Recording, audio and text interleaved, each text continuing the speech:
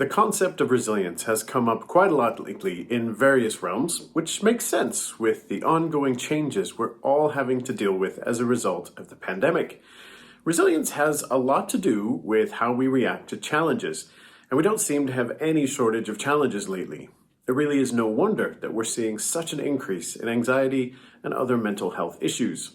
Now, some challenges we can count on and therefore prepare for. Exams, interviews, big presentations, things like that. Some challenges we know are possible, but we hope we won't have to deal with. Things like losses, failures, and accidents. Then there's the challenges that we didn't see coming and we didn't necessarily directly prepare for. Pandemics, sudden losses, and tragedies. Lately, it seems we've been hit by all three of those categories. The stresses of expected everyday life, the stresses of possibilities that unfortunately came to be, and the stress of tragedies, sudden losses, and the unknown. As a result, the skills associated with resilience are all the more important for students, families, teachers, and, well, just about everybody, really. Depending on the research that you read, we're either getting better at being resilient or we're seriously lacking and in deep trouble. And I'm sure that it's an oversimplification to make sweeping judgments covering people in general, but I think that with everything going on, it's certainly worth looking into how we can improve our ability to bounce back from difficulties, persevere through them, and even learn from them, and hopefully incorporate them in healthy ways into our life story. Now, technology has certainly had an impact on our resilience. In some ways, a very positive impact. Our ability to communicate across vast distances in spite of isolation and in real time is nothing short of miraculous. Imagine the setbacks that we'd be experiencing if we had to live through the same pandemic restrictions just 20 years ago with dial-up internet and no hope of video, or 50 years ago when long-distance phone calls could be unfathomably expensive. Technology has been a lifesaver, but it's worth bearing in mind that it's also cost us in some surprising ways when it comes to resilience. For one thing, the ubiquitous nature of screens in our lives means that we're actually stunting some of our capacity for resilience. And this is especially true for younger generations which have grown up with screens and personal devices from a young age. Screens provide an incredibly convenient and often near instant reprieve from negative feelings caused by things like boredom, loneliness, and awkwardness. They don't necessarily end our struggles with those things, but they numb the pain. If I have to wait in line for anything, I do so with my phone because I don't want to be bored for even just a few minutes.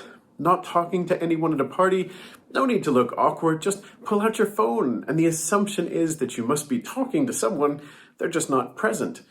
Feeling lonely? Well, just text, tweet, post, and scroll your way through a near infinite amount of people within your virtual grasp.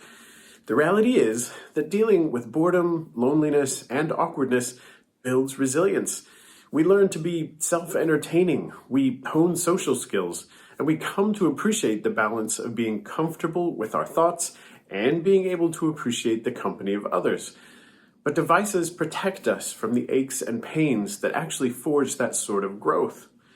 Overcoming those discomforts lays an important foundation for our capacity to grow as we learn to take on bigger and more significant difficulties.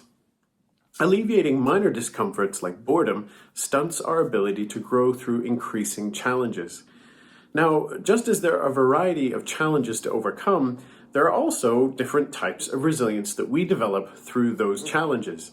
It's a little too simplistic to just label someone as having or lacking resilience. In reality, we have a mixture of levels of resilience in different areas. Knowing this can help us to hone in on where we need to grow specifically.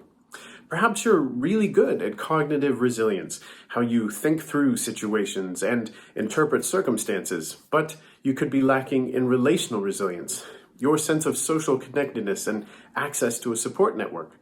Maybe you have great emotional resilience. You can tolerate negative feelings and balance them with confidence and hopefulness, but you struggle with motivational resilience, which is having a clear sense of purpose to focus you. The truth is that, like so many other things in life, there's no shortcut to resilience in all of its forms. Our ability to bounce back, keep going, and grow from the struggles we face is an important facet of our emotional, social, intellectual, and even physical health, and it takes work. Building physical strength requires us to strain our muscles gradually, and with each manageable increase in resistance, we tear muscle fibers, which heal over and provide more strength. Resilience works in the exact same way. We need to gradually be exposed to difficulties so that we can, over time, cope with more intensity and bounce back from it. I believe we're now faced with some pretty hefty weights to lift as far as challenges in life, and many of us are feeling the strain of resilience muscles not quite ready for the load. We know that too much adversity has negative effects on our quality of life, but sometimes we overlook the fact that too little adversity can be just as damaging. So, what areas of resilience do you need to work on? What small increments can you add to build them up? Perhaps starting with something as simple as choosing not to use your phone when you're bored for just a day or two a week, or initiating conversation even if you feel awkward with friends that you haven't connected with in a while.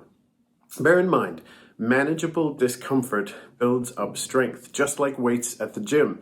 So if it's uncomfortable but not overwhelming, then you're probably on your way. We have phenomenal capacity for resilience, but also phenomenal access to comfort. Now, comfort's not a bad thing, but it's also not a constant or a guarantee. So we've got to work a bit harder at being intentional in our growth so that we can get through the difficulties and enjoy our comforts.